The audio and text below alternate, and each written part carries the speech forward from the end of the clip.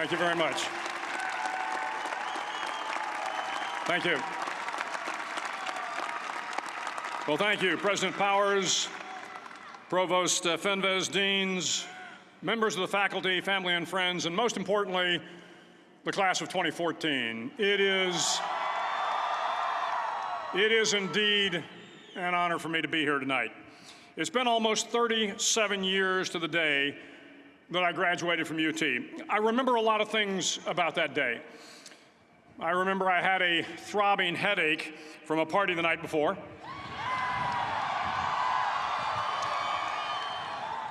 I remember I had a serious girlfriend, who I later married. That's important to remember, by the way. And I remember I was getting commissioned in the Navy that day. But of all the things I remember, I don't have a clue who the commencement speaker was, and I certainly don't remember anything they said. So acknowledging that fact, if I can't make this commencement speech memorable, I will at least try to make it short. So the university's slogan is, "What starts here changes the world." Well, I've got to admit, I kind of like it. What starts here changes the world. Tonight, there are almost 8,000 students, or there are more than 8,000 students graduated from UT. So that great paragon of analytical rigor, Ask.com, says that the average American will meet 10,000 people in their lifetime. 10,000 people, that's a lot of folks. But if every one of you changed the lives of just 10 people, and each one of those people changed the lives of another 10 people, and another 10, then in 5 generations, 125 years, the class of 2014 will have changed the lives of 800 million people. 800 million people. Think about it. Over twice the population of the United States. Go one more generation, and you can change the entire population of the world, 8 billion people. If you think it's hard to change the lives of 10 people, change their lives forever, you're wrong. I saw it happen every day in Iraq and Afghanistan. A young Army officer makes a decision to go left instead of right down a road in Baghdad, and the 10 soldiers with him are saved from a close-in ambush. In Kandahar province, Afghanistan, a non-commissioned officer from the female engagement team senses that something isn't right and directs the infantry platoon away from a 500-pound IED, saving the lives of a dozen soldiers. But if you think about it, not only were those soldiers saved by the decisions of one person, but their children were saved, and their children's children. Generations were saved by one decision, one person. But changing the world can happen anywhere, and anyone can do it. So what starts here can indeed change the world. But the question is, what will the world look like after you change it?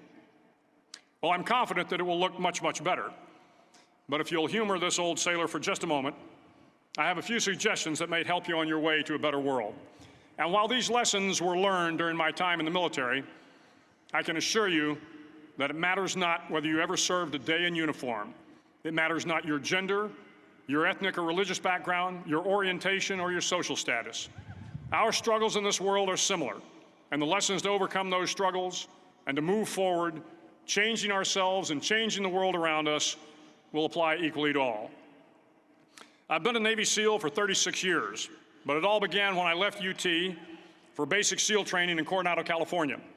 Basic SEAL training is 6 months of long, torturous runs in the soft sand, midnight swims in the cold water off San Diego, obstacle courses, unending calisthenics, days without sleep, and always being cold, wet, and miserable. It is 6 months of being constantly harassed by professionally trained warriors who seek to find the weak of mind and body and eliminate them from ever becoming a Navy SEAL. But the training also seeks to find those students who can lead in an environment of constant stress, chaos, failure, and hardships. To me, basic SEAL training was a lifetime of challenges crammed into 6 months. So here are the 10 lessons I learned from basic SEAL training that hopefully will be of value to you as you move forward in life. Every morning in SEAL training, my instructors, who at the time were all Vietnam veterans, would show up in my barracks room, and the first thing they'd do was inspect my bed. If you did it right, the corners would be square, the covers would be pulled tight, the pillow centered just under the headboard, and the extra blanket folded neatly at the foot of the rack. It was a simple task, mundane at best, but every morning we were required to make our bed to perfection. It seemed a little ridiculous at the time, particularly in light of the fact that we were aspiring to be real warriors, tough, battle-hardened SEALs. But the wisdom of this simple act has been proven to me many times over. If you make your bed every morning, you will have accomplished the first task of the day. It will give you a small sense of pride, and it will encourage you to do another task, and another, and another. And by the end of the day, that one task completed will have turned into many tasks completed. Making your bed will also reinforce the fact that the little things in life matter. If you can't do the little things right, you'll never be able to do the big things right. And if by chance you have a miserable day, you will come home to a bed that is made, that you made. And a made bed gives you encouragement that tomorrow will be better. So if you want to change the world, start off by making your bed. During SEAL training, the students are all broken down into boat crews. Each crew is 7 students, 3 on each side of a small rubber boat, and 1 coxswain to help guide the dinghy. Every day, your boat crew forms up on the beach and is instructed to get through the surf zone and paddle several miles down the coast. In the winter, the surf off San Diego can get to be 8 to 10 feet high, and it is exceedingly difficult to paddle through the plunging surf unless everyone digs in. Every paddle must be synchronized to the stroke count of the coxswain. Everyone must exert equal effort, or the boat will turn against the wave and be unceremoniously dumped back on the beach. For the boat to make it to its destination, everyone must paddle. You can't change the world alone. You will need some help. And to truly get from your starting point to your destination takes friends, colleagues, the goodwill of strangers, and a strong coxswain to guide you.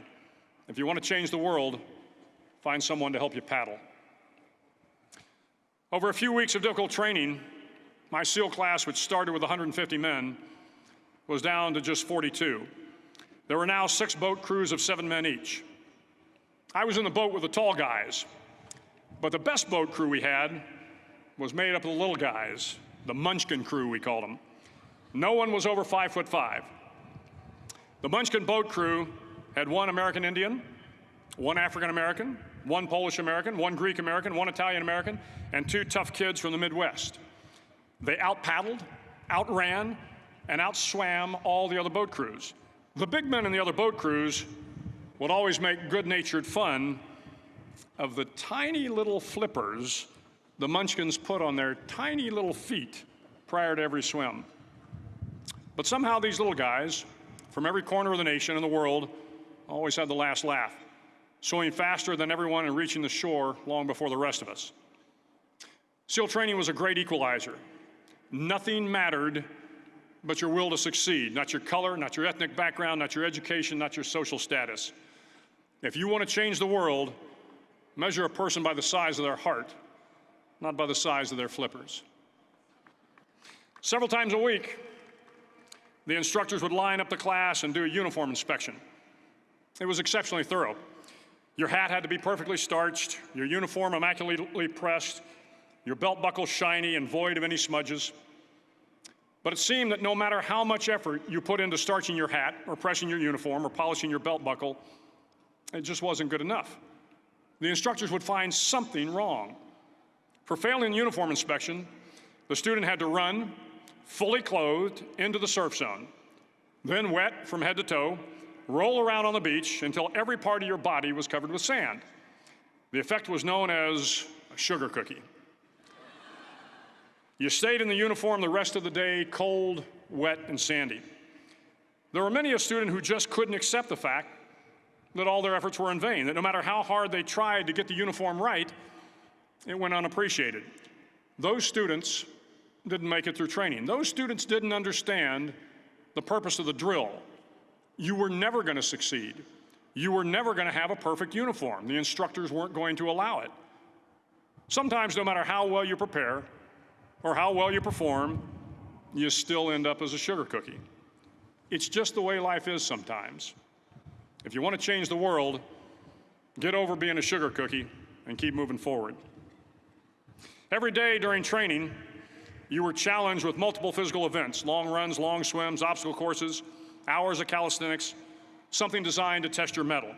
Every event had standards, times you had to meet. If you failed to meet those times, those standards, your name was posted on a list, and at the end of the day, those on the list were invited to a circus.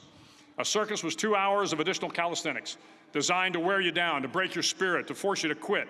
No one wanted a circus. A circus meant that for that day, you didn't measure up. A circus meant more fatigue, and more fatigue meant that the following day would be more difficult, and more circuses were likely. But at some time during SEAL training, everyone made the circus list. But an interesting thing happened to those who were constantly on the list. Over time, those students who did 2 hours of extra calisthenics got stronger and stronger. The pain of the circuses built inner strength and physical resiliency. Life is filled with circuses. You will fail. You will likely fail often. It will be painful. It will be discouraging. At times, it will test you to your very core. But if you want to change the world, don't be afraid of the circuses. At least twice a week, the trainees were required to run the obstacle course. The obstacle course contained 25 obstacles, including a 10-foot wall, a 30-foot cargo net, a barbed wire crawl, to name a few. But the most challenging obstacle was the slide for life. It had a 3-level, 30-foot tower at one end and a 1-level tower at the other. In between was a 200-foot long rope. You had to climb the 3-tiered tower, and once at the top, you grabbed the rope, swung underneath the rope, and pulled yourself hand over hand until you got to the other end. The record for the obstacle course had stood for years when my class began in 1977. The record seemed unbeatable until one day a student decided to go down the slide for life head first. Instead of swinging his body underneath the rope and inching his way down, he bravely mounted the top of the rope and thrust himself forward.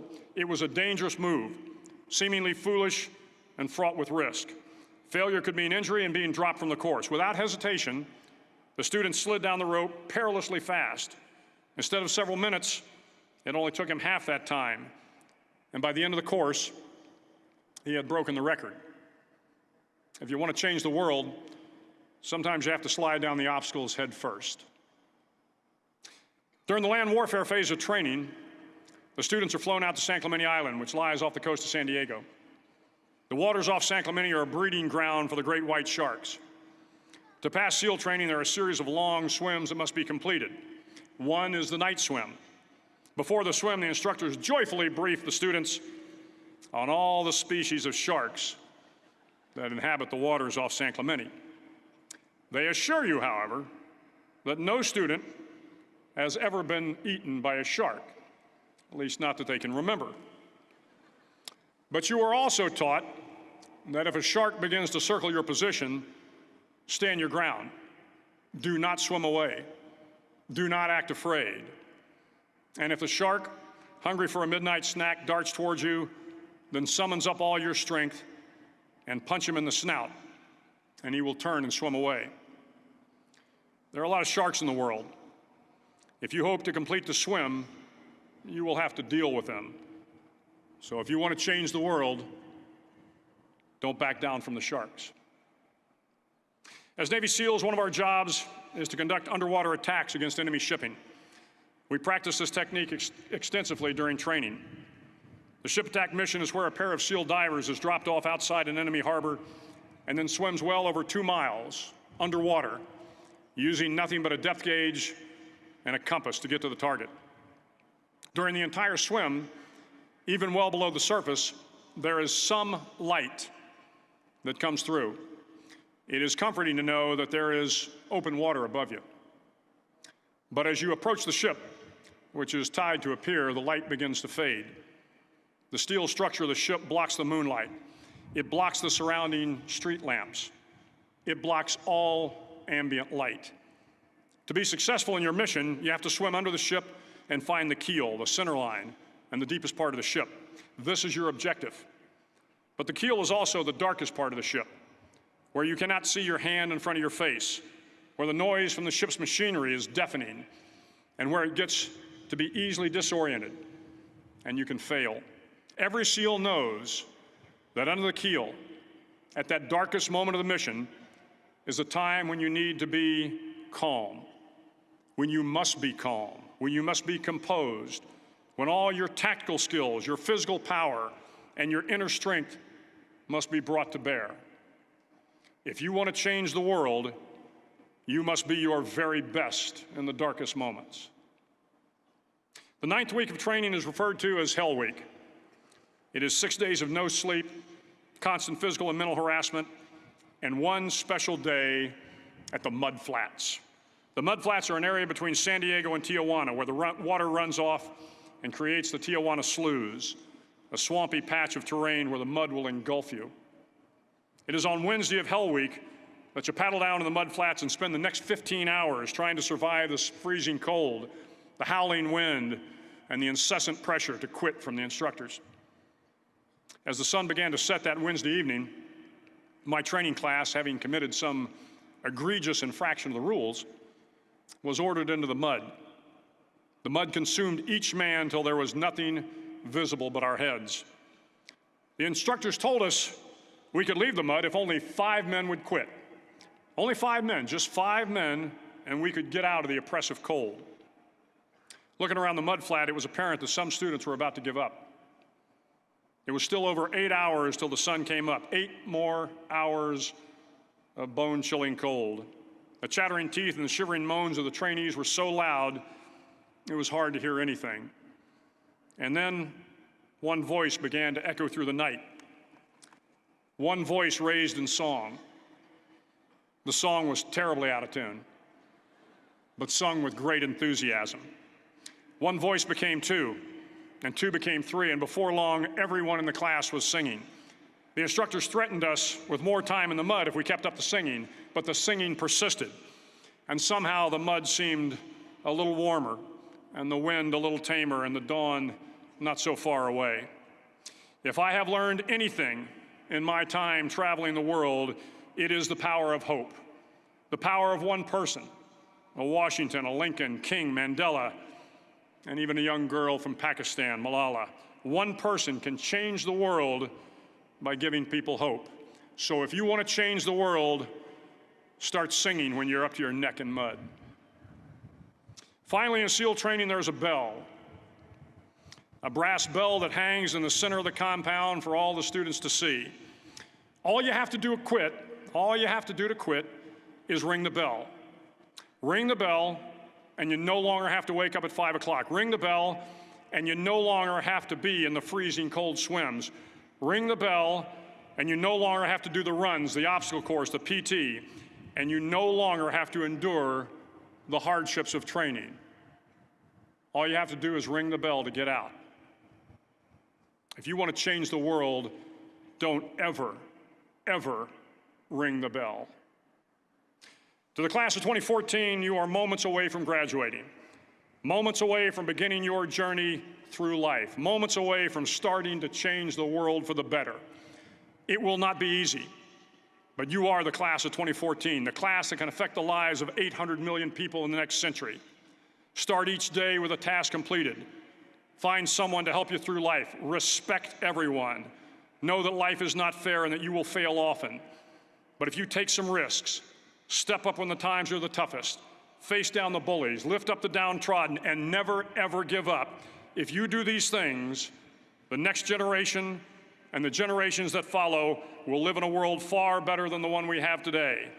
And what started here will indeed have changed the world for the better. Thank you very much.